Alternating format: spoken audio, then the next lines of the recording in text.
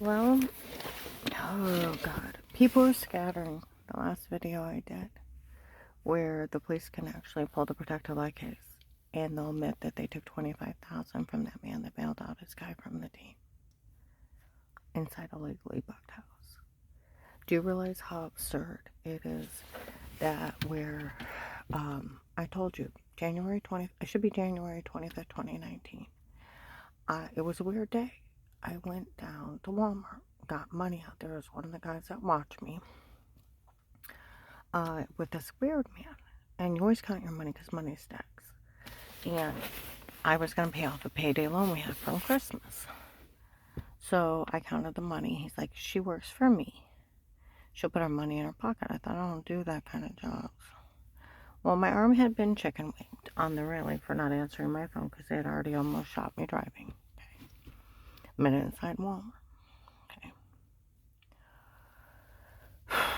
So, it would freeze and it would lock back up. It was so bad it was extended from here to here and around my shoulder blade. Okay. And I was on muscle relaxers for a long time. And Dave admits that on my phone there's a video of it in the protective light case of him beating the hell out of me for not answering my phone. I didn't retaliate. Okay. You go to jail? No. Okay. So, I go down, there's a cash advance across from Fisher's, on the corner of Whipple and West Tusk, across from Penny's. Some guy lets the door fly. Well, I catch it with my sore arm, and it's like, ow. And it hurts so bad, it's ridiculous. So I go out to the mall, there's 30, 50 men harassing me. And Sarah already knew about Will before I called him back, and I told Bull about Sarah. And I told the hotline about Sarah and her manager that went to work at Ashcroft and Oak with Katie Brothers and with, there was a dark-haired girl with brown eyes that used to work at Zales with Sarah, that all three of them had heard her admit that that church was going to have me killed. I told the hotline that. Okay. Well, I stopped in where Sarah was at, and those men were out in the mall harassing me. I'm like, Sarah Caldwell. And I went to leave, and I thought, oh my God, they'll kill her. So I went back in, I was like, stay out of this. And I leave. And I go down to my daughter-in-law Dixie's, and they're swarming her house, okay? And she's trying to get me to go for a ride and tell her what's going on. I'm like, a ride won't fix this. And,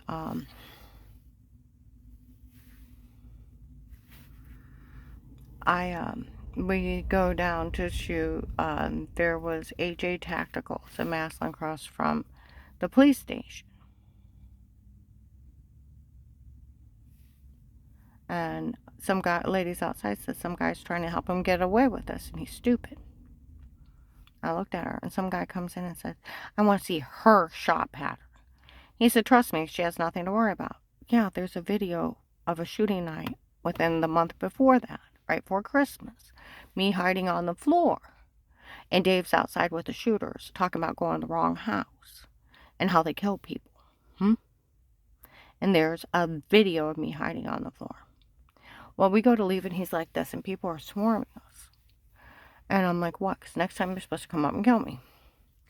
Well, we go up to Streetsboro, and he likes Steak and Chicken, and he got several items, and we come back, and he's running by. I get in the tub because my shoulder's killing me.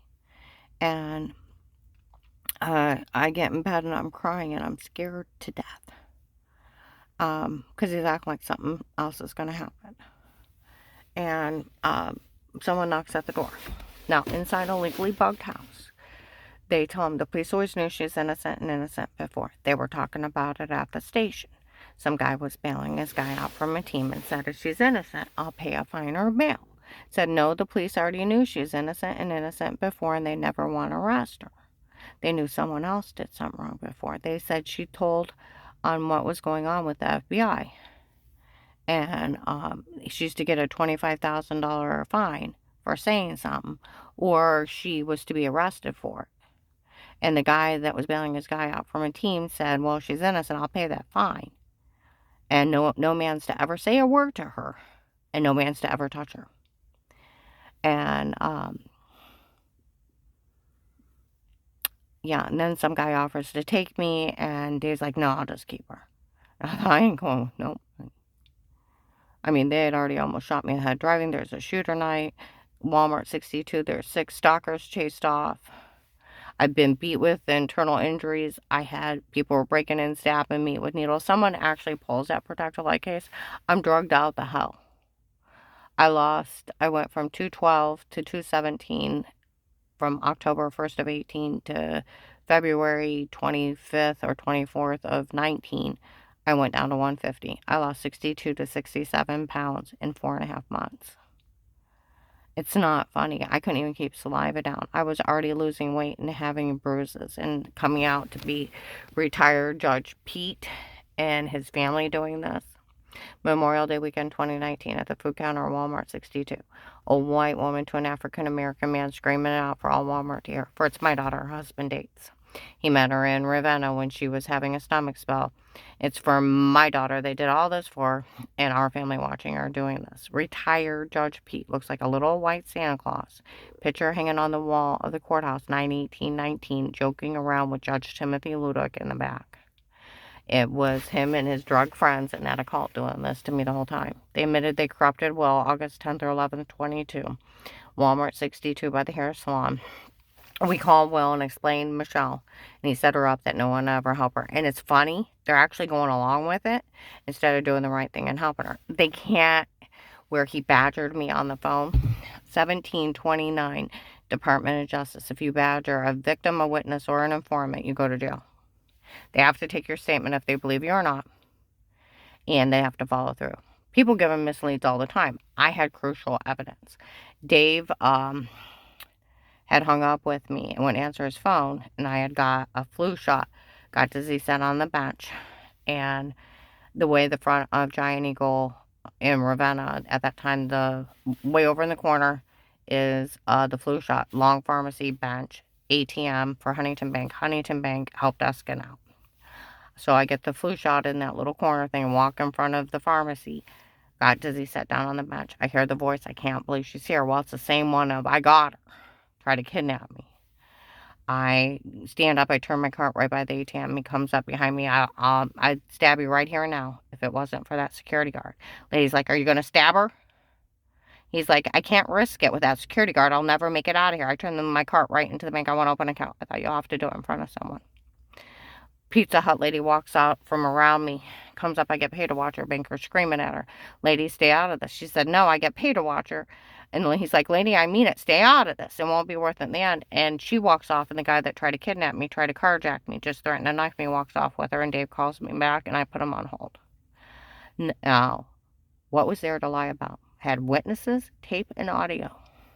He would at least have a picture of the guy, and he could have questioned that Pizza Hut lady of who the hell that guy was.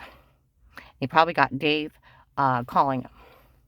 Okay, and I tried to tell him, you liar, you say you're lying, I'll arrest you. And I'm like, what? He said, you say it or I'll put you in jail. I'm like, fine, whatever. Do you know if he has a girlfriend? I don't know. Some guy's rambling. Stop, she doesn't know. He knew everything.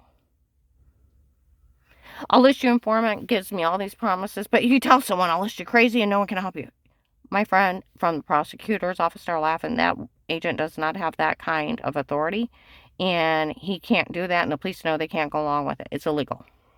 And he can't threaten you and bully you into saying you're lying when you're trying to give a statement. No, they have to take your statement if they believe you or not and follow through. That's what their job is. And that was crucial evidence. He didn't care I reported the what a shame guy. He had people looking for him because he's just a freak. He was very corrupt. And like they said, they call Will. And they October 2nd to 3rd, 21, Mercy Medical. I'm there overnight because I'm having headaches from all this. It's one of the ladies that watched me from the Protected Life case. She's an informant, telling a Canton officer. She's an informant. I help watch her. All these people are lying on her. He said, well, I'll make sure no one says anything to her. I go in and some kids are making fun of me for being raped in front of people. Okay. Well, I'm at Walmart West Tusk within a few days by the bread aisle. And they said it was Will's mean kids making fun of her for being raped. Why'd they do it? They're friends. See, the Canton Courthouse Task Force should have never got my case. I called the hotline, the 1-800 hotline. Okay? We'll have an agent call you back. You should have went to Akron. Worst scenario, Cleveland. Canton should have never seen it. He had to grab it from the hotline or call up there and say, hey, take care of it, because they were friends. And you badger and bully somebody under a threat of arrest to say they're lying when they're not. You can't even question them. You have to take their statement follow through. And you can't tell somebody you'll list them an informant, but you tell someone I'll list you crazy and no one can help you. That's badgering also, and that is illegal. And under the badgering laws, they go in trouble for badgering you. Then if you get harmed, you get more trouble. And if they take a payoff, they even get more trouble. My one friend that used to work at the prosecutor's office said they had problems with people doing backdoor deals, where they would cut a deal with someone to let someone get victimized or killed. It was happening a lot. None of this is funny. So, yeah, where they said outside my apartment the other night, some other guy said that he'd give them money to leave me alone. Well, that's not the first one. And they actually have it documented proof inside that house that they extorted $25,000 from that man. It's a big extortion ring. Because why would they want money? Dave's girlfriend's family is the one that kicked in my door. Huh? And she's such a bitch, and her weird family watching me and my husband because he's dating her. Even Dixie knew about Michelle. Huh? That's where they came up with the other grandkids with the mean game of friends, being friends with my other ex-daughter-in-law. Had them, of course, it never happened. Of course, it wasn't true. We made it up. Mean game of pretend. Or rat them out. My other granddaughter. Because she's mentally ill. Watching the wife with the husband walk around naked, making love to each other. Made her mad, so they photoshopped shower scenes. And then date rape drugged me. And I'd wake up with bruises, got sick on drinks. She's mentally ill. The whole family is. You want to talk about fatal attraction family? Dave was already trying to kill me because he had another girlfriend the year before. That's a Just Do It lady, and the lady that took credit for my bikes. And why I had those attempts. He already had somebody who was trying to get rid of me. And I was too stupid to figure it out. And then he goes up and meets that serial killing family in it with drugs. See, they run around lying to people that have charges against me. I've never even been questioned or wrongdoing. Never prosecuted. Never found guilty. They made the whole thing up. Then they lie, oh, we had a special court order watch it. There's no such thing. Even the police say that. Because it's the Fourth Amendment right to privacy. Then you have a right to remain quiet. You have a right to your own attorney. And a right to a fair court trial, bail, and bond. And you have a right not to be mistreated. And with Will, you have a freedom of speech. And like he also said, my friend from the prosecutor's office, you can tell anybody you want in any protection program, and they can't say a word to you. It's your choice. People stay in contact with certain family members, and they set up meetings for them. And he said, as far as the FBI, they can't just drop you and say, good luck on your own. Failure to protect is abuse and misconduct. They can move me to a different protection program, but they have to talk to me first. And once the government agrees to protect you, they can't unprotect you because they could hire someone else to kill you. They left me up there to die. And people run around making fun of me for a retired judge in it with a drug gang and a cop hurting me, and the cops are staying out of all this. They know better. I talked to this one retired sheriff.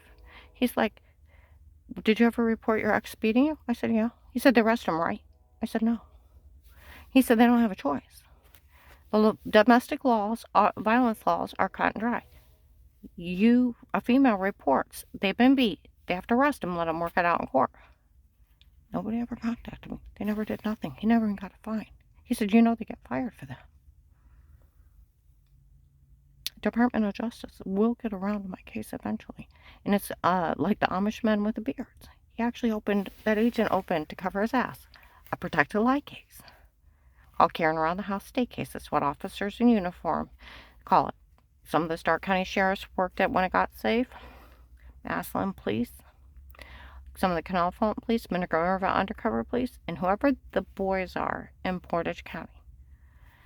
And Canton police at CSE Bank, seen them. They were in the back. They were trying to find out if they were involved because they started telling people I was drugged and told to say stuff before.